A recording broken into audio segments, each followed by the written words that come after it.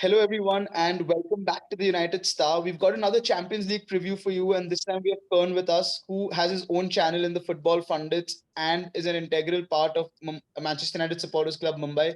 Do check them out in the description below. But Kern, I'm going to come to you first.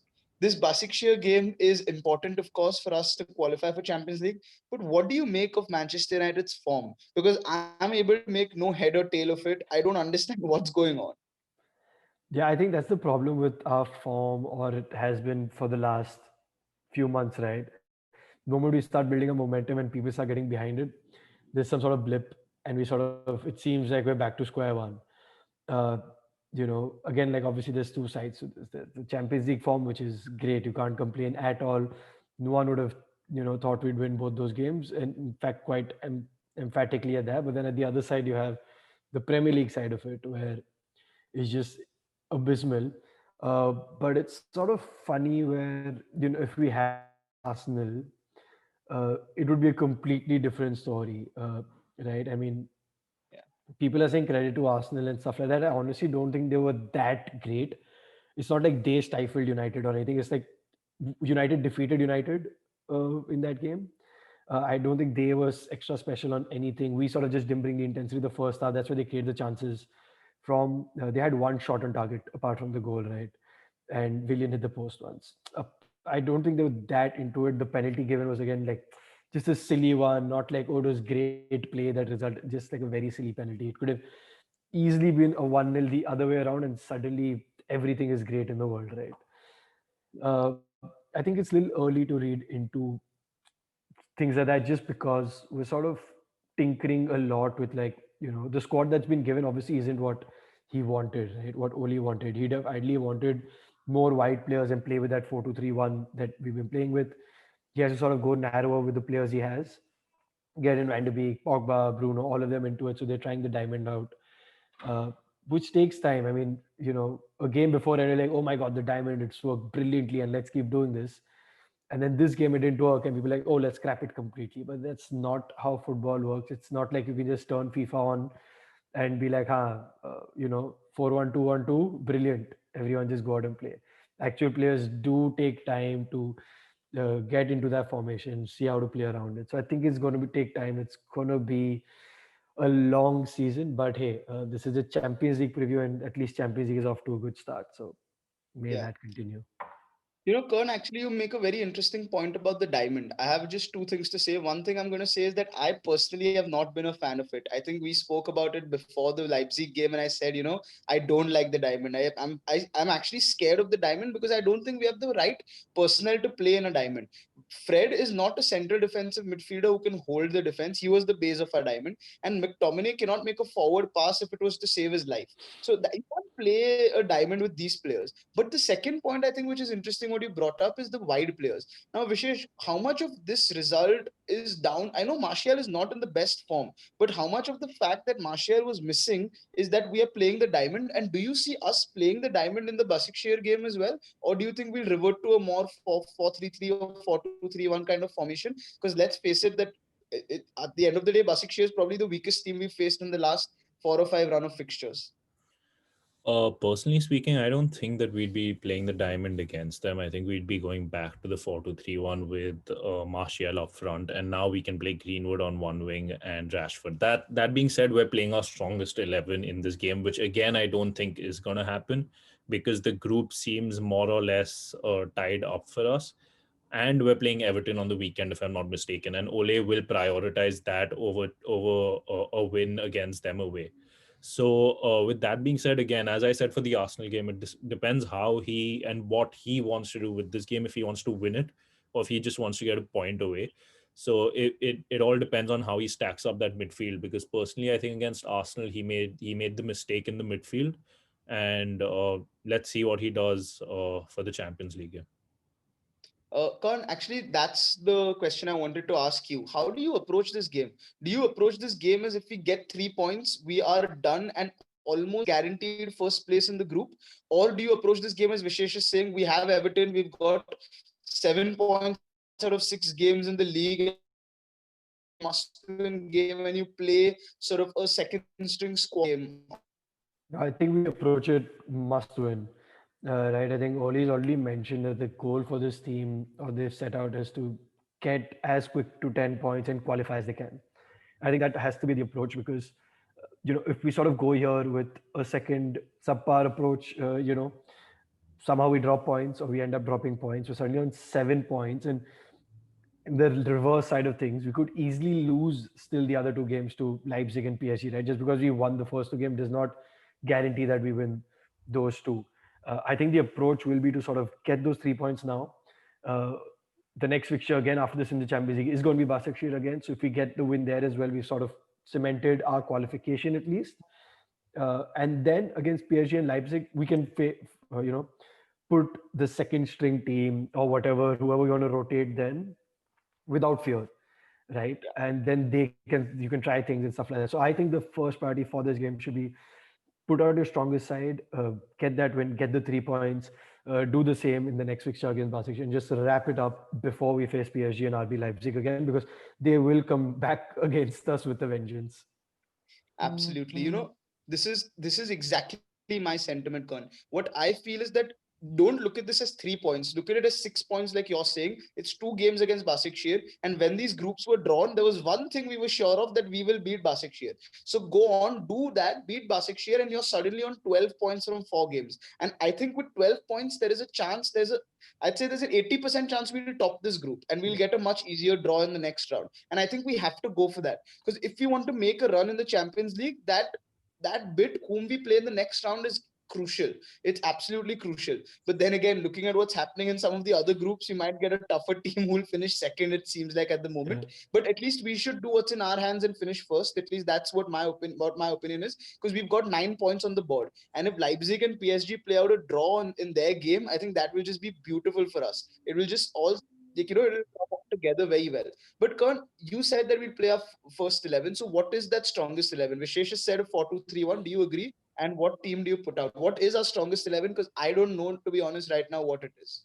Yeah, I don't think we have as such a strongest 11. We have a strongest 11 on paper, obviously, right? And that would include the likes of Pogba, Van de Beek, Bruno, Marshall, Rashford, Greenwood, right? That would be the strongest 11 on paper. I don't think, especially seeing the last few games, that we have specifically a strongest 11, so to say. But I think this week this game, I see Matic starting. I see Van de Beek starting. I actually see Pogba starting as well. Uh, I've been one who's for a long time said, where is the performances? Where are these performances? Where are the performances? And I don't think he, can just sort of sit down and say, I deserve a position in the starting 11 now. So for me, sort of him playing starting tomorrow is almost like a punishment move. Like, I'm going to rest the big boys, maybe, for the weekend or for the big game against Everton. But you put in the hours right here, right now, and then Everton, you can sit out on the bench and sort of prove yourself. Um, that's my approach, at least. I'm honestly going to trust with what Ollie sets out to this, because the last two games when before Arsenal, when he started Fred and McTominay, right? Everyone was like, "What is going on? What is he on about? What is in midfield? Why is there no Pogba? Why is there no Van de Beek / Bruno?" But they got the job done. So I'm not that fussed about who's going to start and things like that. I'm just going to be interested to see the reaction, the mentality with how we approach this game. And that's going to be bigger for me than positions and who's starting and all, because I think we're still trying to figure that out. And it's such a long season. Every player is going to have to be ready to come on and be the first team player. But I think Fred and McTominay, one of them should sort of get some rest though. They Yeah. looked off pace, and they should get some rest. Actually, I wouldn't be surprised if both of them are rested if we play a four Yeah. two three one, like Yeah. Vishesh is saying. You easily can play a Pogba and a Matic. I mean, if Pogba can't perform against Basaksehir, then I think it's time to pack his bags and I send him off. We've been saying that for forever, man. If Pogba can't perform against Arsenal, it should be that. I mean, who are Arsenal, dude? How do we lose against Arsenal, right? And we've seen this weekend. We got, if Pogba can't do this, he needs to go. He needs to go. It's been too many games now. I can't remember the last game where he had a performance where, like, what, that's Paul Pogba. But you had performances like that from Fred, from McTominay, from Bruno, obviously a million times, from Greenwood, from Rashford, from Martial. We've had performance from every single person, even Lindelof now. Luke Shaw has had some couple of solid performances, but where is Paul Pogba, man? How is this? I don't think he should be given the starting 11 for granted anymore. Yeah. In fact, Kern, I've said this jokingly on some of our videos. I think it's time to convert him to a super sub. He can only do it for 20, 25 minutes. You bring him on from the bench, and he actually can change the game. He has all the attributes to do it. He cannot focus for 90 minutes. He apparently gets breathless very fast. He's not built to play football apparently for 90 minutes. So make him a super sub and play that way. But you covered the midfield. Vishesh, what I want to ask you is who plays in defense? Lindelof and Maguire's partnership is growing, and you can clearly see that it's coming together. I don't think you can blame the defense for any of the goals that we've conceded since the Spurs game. I think they've been solid. De Gea, of course, has cemented his place as the number one. There's no doubt. All the speculation is over. But do you start Twanzebe for this game? And the front three, do you go with Martial, Rashford, and Mason, or do you put Cavani in there, stick Martial to the left, and put Rashford to the right? So I'd stick with the same back four. I wouldn't make any changes. There are only 2 games before the international break.